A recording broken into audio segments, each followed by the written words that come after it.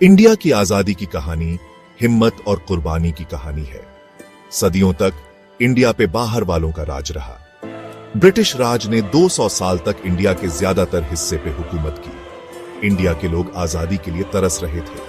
वो खुद अपना राज चलाना चाहते थे। ये कहानी इंडिया के आजादी के सफर को दिखाएगी। हम आजादी की लड़ाई के खास वाक्यों और हीरोज के बारे में जानेंगे। आजादी की जंग लंबी और मुश्किल थी। इसमें हर तरह के लाखों इंडियंस शामिल थे। सब मिलके एक आजाद इंडिया का सपना देखते थे। उनकी कुर्बानी ने 1947 में एक नई सुबह का रास्ता बनाया। अंग्रेजों के खिलाफ पहला बड़ा विद्रोह 1847 में हुआ।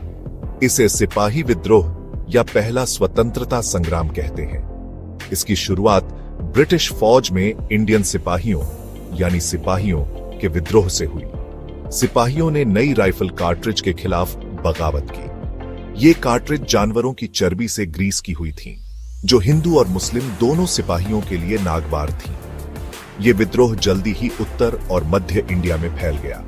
हालांकि इसे आखिरकार दबा दिया गया, लेकिन इसने इंडियंस में प्रतिरोध की भावना को जगा दिया।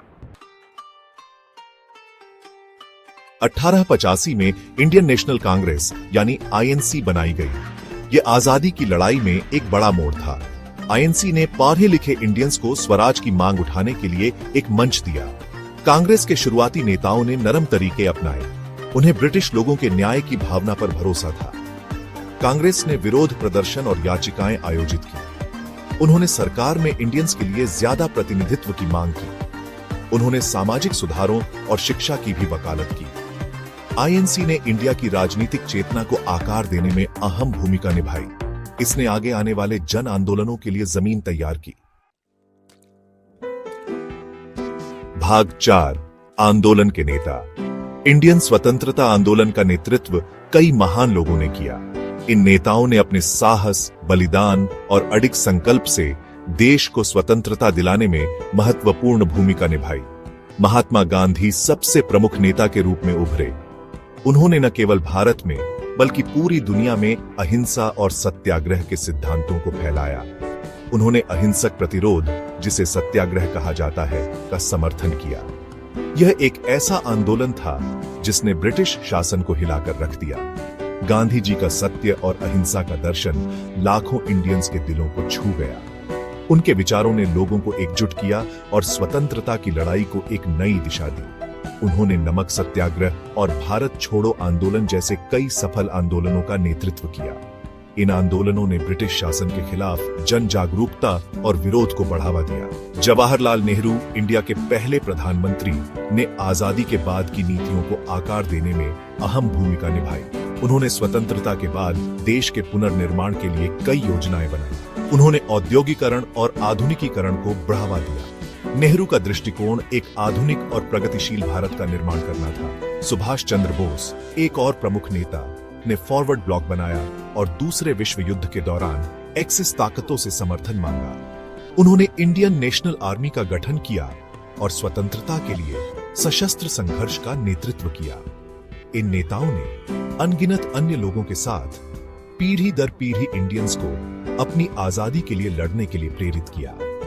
उनके बलिदान और संघर्ष ने हमें एक स्वतंत्र और संप्रभु राष्ट्र का उपहार दिया। भाग 5 आजादी के रास्ते। इंडियन स्वतंत्रता आंदोलन ने अपने लक्ष्यों को हासिल करने के लिए अहिंसक और हिंसक दोनों तरीके अपनाए। यह संघर्ष कई दशकों तक चला और इसमें लाखों लोगों ने भाग लिया। महात्मा गांधी ने अहिंसक प्रतिरोध का समर्थन किया। उनके नेतृत्व में सत्याग्रह और सविनय अवज्ञा जैसे आंदोलनों ने ब्रिटिश शासन को चुनौती दी। उनका मानना था कि अन्याय के खिलाफ शांतिपूर्ण विरोध, सविनय अवज्ञा और अंग्रेजों के साथ असहयोग के जरिए लड़ा जा सकता है। गांधी जी के नेतृत्व में दांडी मार्च और असहयोग आंदोलन जैसे कई महत्वपूर्ण आंदोलन हुए। उनके तरीके जनता को जुटाने में बहुत कारगर साबित हुए। लाखों भारतीयों ने उनके आह्वान पर ब्रिटिश शासन के खिलाफ शांतिपूर्ण विरोध प्रदर्शन किए। सुभाष चंद्र बोस जैसे दूसरों का मानना था कि ब्रिटिश शासन को उखाड़ फेंकने के लिए सशस्त्र संघर्ष जरूरी है।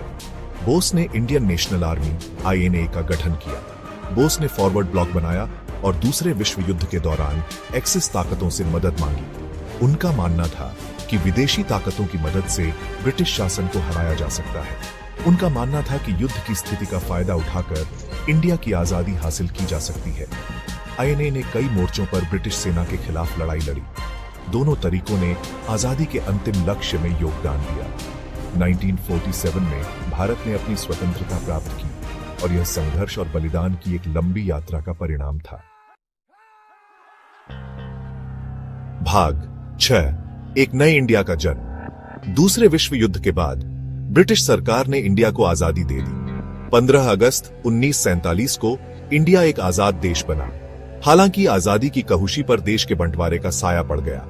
इंडिया दो आजाद देशों में बंट गया, इंडिया और पाकिस्तान। बंटवारे से बड़े पैमाने पर हिंसा और विस्थापन हुआ। लाखों लोग नई बनी सीमाओं के पार जाने को मजबूर हुए। बंटवारा इंडिया के इतिहास का एक दर्दनाक अध्याय है। चुनौतियों के बावजूद इंडिया ने एक संप्रभु राष्ट्र के रूप में अपनी यात्रा शुरू की। भाग 7, आजादी की विरासत। इंडिया के स्वतंत्रता आंदोलन ने दुनिया पर एक अमिट छाप छोड़ी। इस आंदोलन ने न केवल भारत को स्वतंत्रता दिलाई, बल्कि दुनिया भर के कई देशों को भी प्रेरित किया। महात्मा गांधी के अहिंसक प्रतिरोध के दर्शन ने दुनिया भर में नागरिक अधिकारों और आजादी के कई अन्य आंदोलनों को प्रेरित किया। उनके नेतृत्व ने दिखाया कि बिना हिंसा के भी बड़े बदलाव लाए जा सकते हैं। इंडिया के संघर्ष ने एकता और दृढ़ संकल्प की ताकत दिखाई। भारतीय स्वतंत्रता सेनानियों की एकजुटता और साहस ने पूरी दुनिया को एक महत्वपूर्ण संदेश दिया।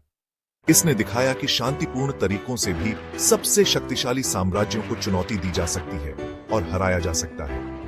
ब्रिटिश साम्राज्य के खिलाफ भारतीयों का संघर्ष इसका सबसे बड़ा उदाहरण है।